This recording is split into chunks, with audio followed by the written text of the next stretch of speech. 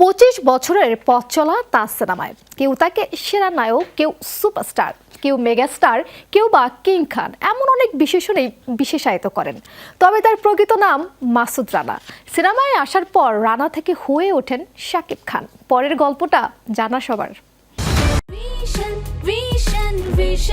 100% copper কন্ডেন্সারে তৈরি vision fridge, তাই গুণে মানে অটুট থাকে বছরের পর বছর।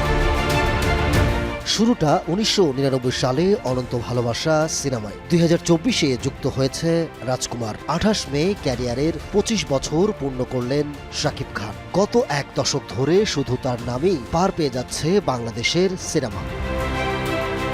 সিনেমায় 2 যুগেরও বেশি সময় পার করা এই নায়ক পার করছেন দারুণ সময়। যে সময়ের জন্য একদিন তিনি স্বপ্ন দেখতেন, যে স্বপ্ন তাকে ঘুমোতে দিত না, সেই স্বপ্ন পূরণের পথেই হাঁটছেন তিনি। নারায়ণগঞ্জ থেকে এফডিসি থেকে কাকরাইল, পরিচালকদের দুয়ারে দুয়ারে হানা সবই করেছেন তিনি।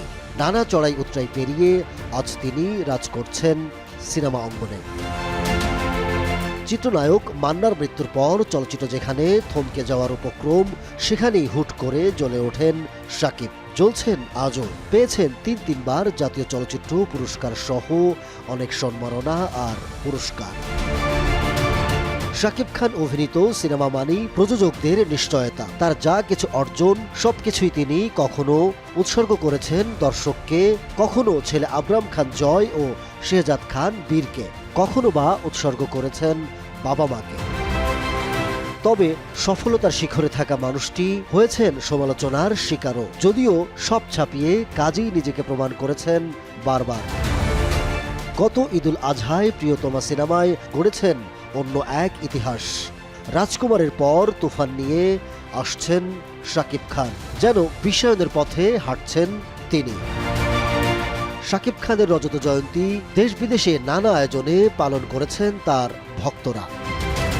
মানসম্পন্ন কাজে একজন শাকিব খান বাংলা সিনেমা অঙ্গনকে মাতিয়ে রাখবেন অগণিত দিন। Ahmed Tauquir, showbiz tonight.